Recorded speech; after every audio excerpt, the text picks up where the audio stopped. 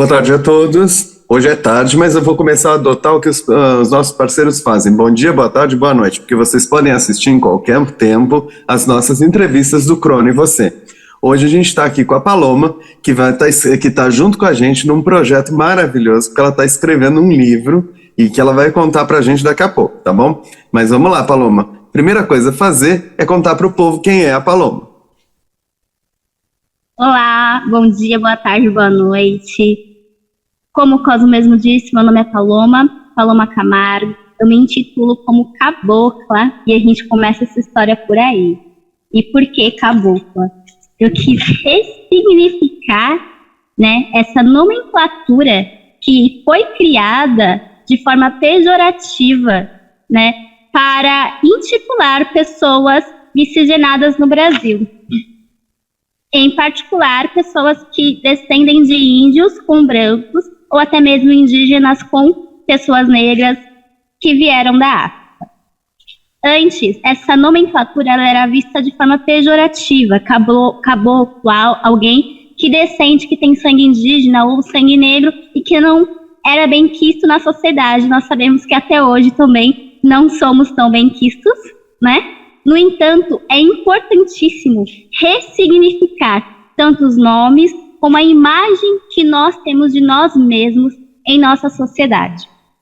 Porque começando da forma como a gente se vê, a gente consegue ampliar essa luta, a luta de etnias, a luta pelo direito à igualdade, à equidade e à dignidade em se viver no Brasil, assim como no mundo.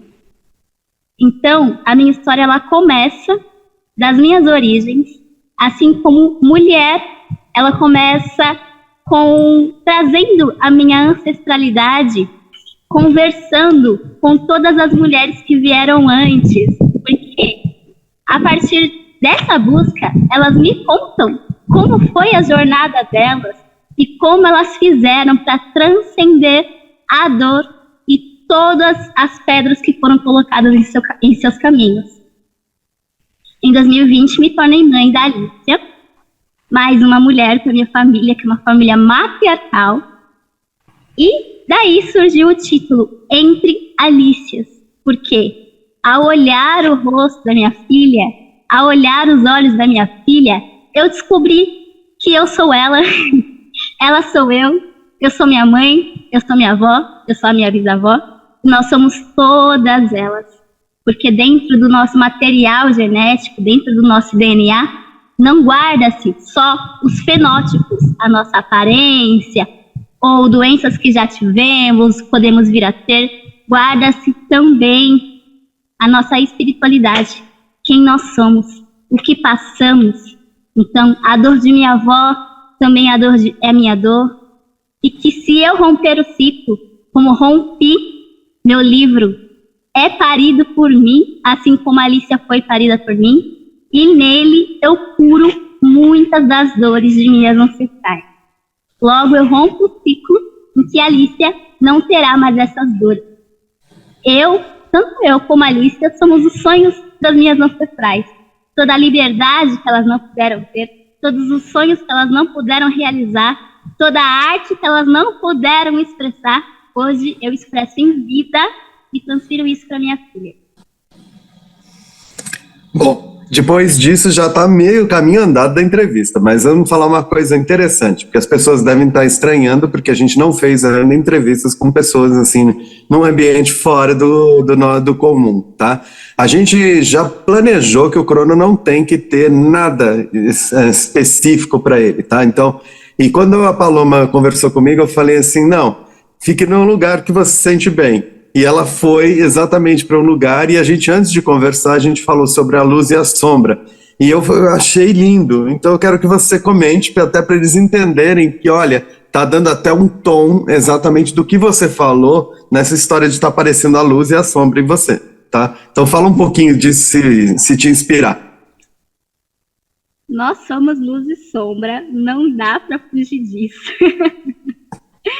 Então, durante o nosso caminho de autoconhecimento, meu livro ele é sobre isso, ele é sobre autoconhecimento, sobre os altos e baixos da vida e sobre como eu me descobri em cada fase da minha vida, né?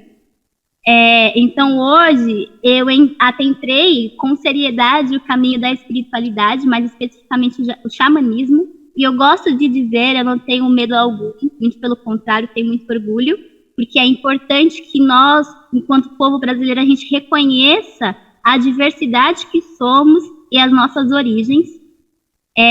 E dentro do xamanismo, dentro da espiritualidade, eu consegui perceber as minhas sombras de uma forma muito mais clara do que eu percebia antes. Porque só de buscar ser melhor, de buscar se perceber, a gente já pensa que a gente está no caminho da luz. No entanto, com todo esse saber ancestral, se abrindo para ouvir e para receber o conhecimento que tá aqui conosco o tempo todo, a gente só precisa, de fato, silenciar a gente para receber esse conhecimento, a gente percebe o que é a doença da alma, né? A doença da alma, que é o egoísmo, que é a ganância, que é a raiva, que é culpar o outro. Então, tudo isso são sombras, e são sombras que todos nós temos, né? A gente só aprende a adormecê-las para deixar a luz irradiar, né? Mas fazemos parte disso e é assim.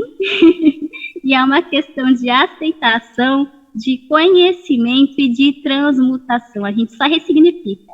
Assim como eu fiz com o nome, assim como eu fiz com a etnia e com a forma como eu me vejo. A gente ressignifica as sombras também.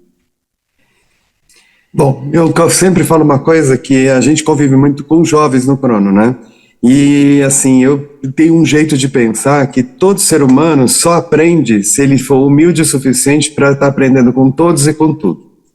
E, assim, conviver com o jovem faz com que a vida fique muito mais prática, mais quente, pelo menos para mim. Então, assim, quando eu conheci Paloma, ela é exatamente uma menina que traz toda essa importância da etnia, que ela fala com muita propriedade sobre isso, ela fala com propriedade sobre culturas ancestrais. Então eu queria te dar um espaço para você falar com outros jovens, tá? Que estão num momento que se descobrindo e achando que isso não tem pertencimento ao jovem, e sim ao mais velho, tá? E eu acredito muito que isso é um pertencimento de todos, tá? Que ele vai, tudo bem, a gente vai tendo experiência, mas é diferente, tá? O pertencimento é desde jovem. Então conta pra gente como você sente isso. Sobre a ancestralidade em Sim. relação à própria juventude. Então, se hoje o jovem ele se sente mais distante da ancestralidade, eu acredito que seja pelas informações que temos na palma de nossas mãos, né? Com as redes sociais, com a internet, etc. No entanto, essa mesma ferramenta e a forma como o mundo mudou com ela nos mostrou que é importante voltar ao passado, voltar um pouco aos conhecimentos de antes, para que a gente consiga se reencontrar no novo. Porque o novo, ele traz muitas coisas boas também, mas ao mesmo tempo ele faz uma bagunça em que você não consegue mais encaixar aquilo que seus pais, seus avós passaram para você dentro do novo que você conhece, dessa caixinha de academicistas, digamos assim, né? Então hoje a gente passa por muitas angústias, muitas aflições, depressão, ansiedades, problemas mentais no geral, emocionais. De modo geral, nós estamos encontrando muita dificuldade para administrar as nossas emoções, e para mim é aí que entra o conhecimento ancestral. É quando tudo se aperta e parece que você não tem resposta, nada faz sentido, aí você volta. Peraí, o que a minha avó fez, o que meu avô fazia, quando eles se sentiam assim? Quais foram as escolhas que eles tiveram?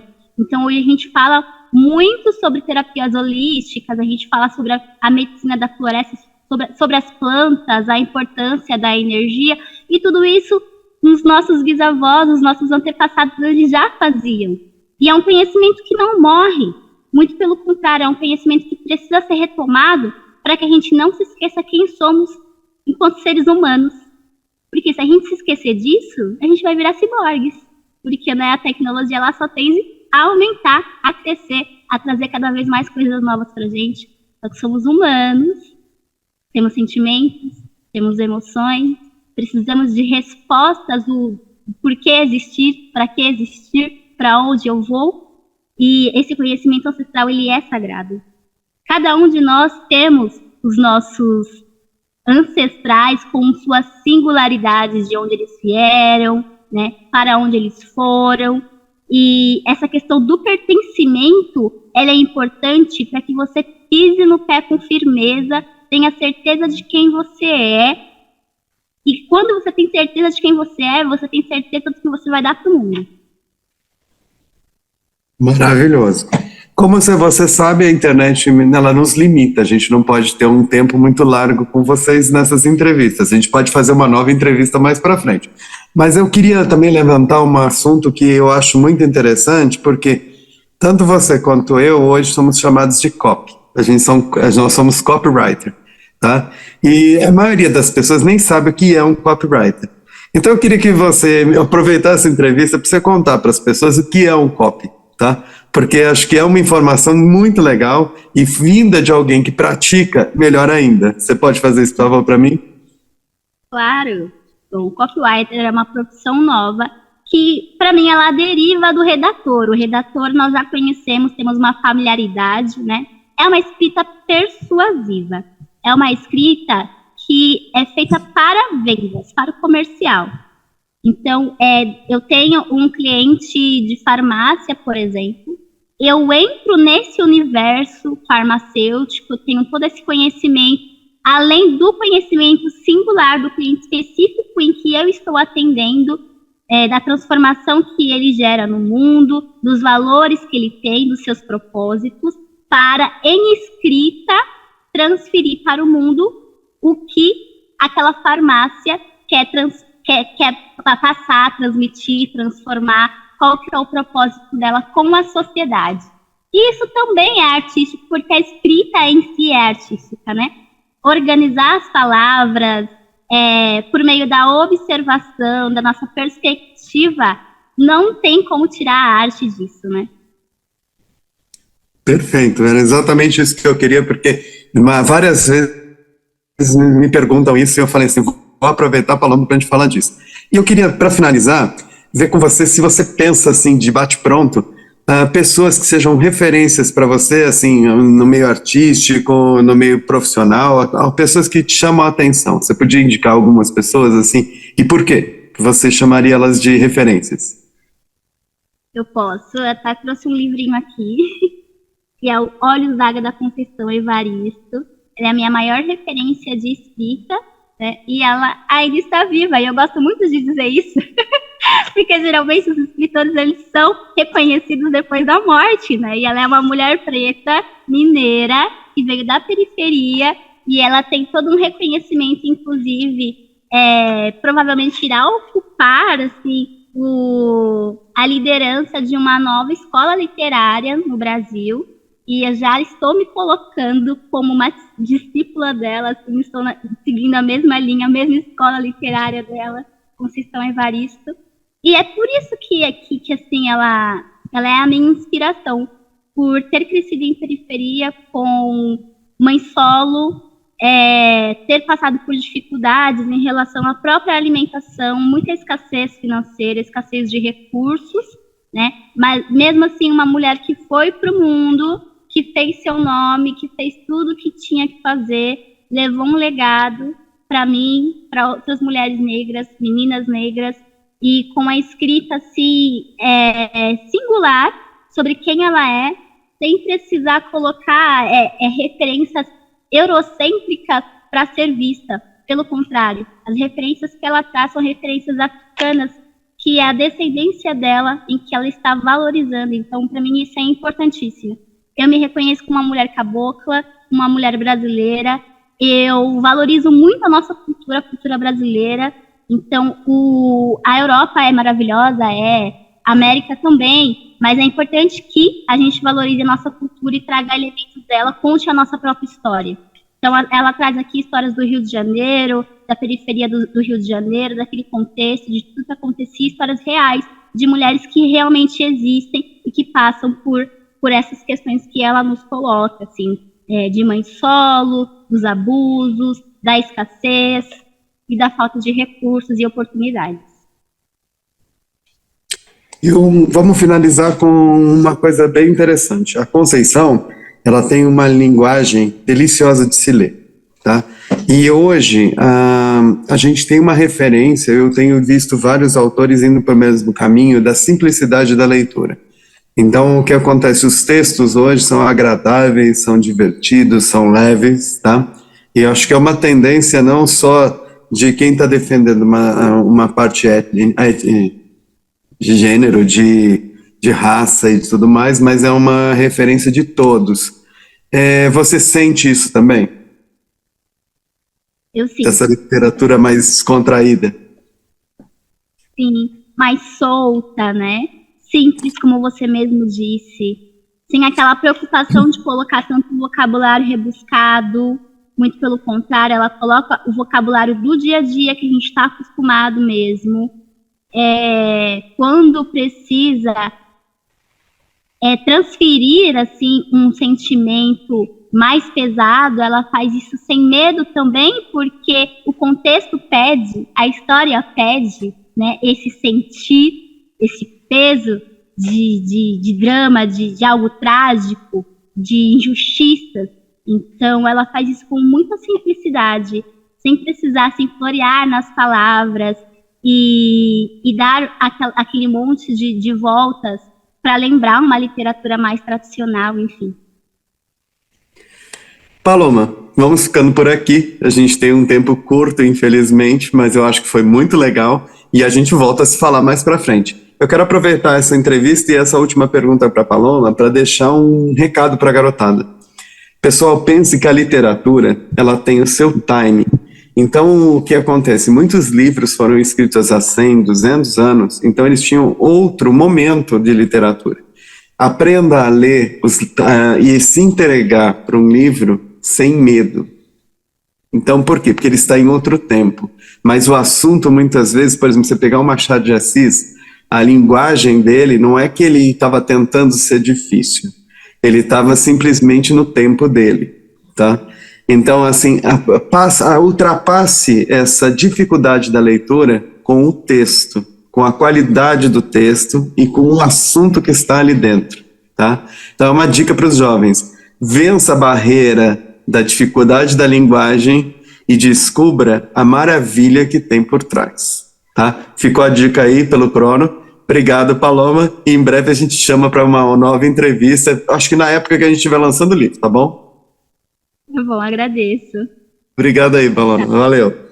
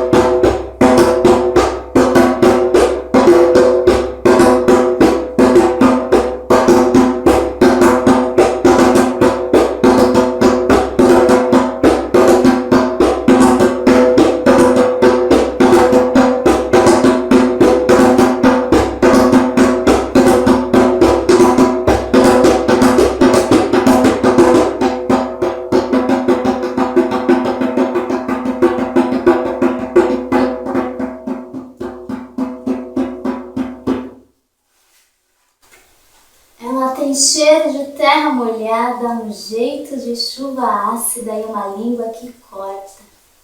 Ela pega no cabo da enxada com a mesma precisão que segura uma caneta. Quando criança, carregou tijolos. Na vida adulta, amacia os calos.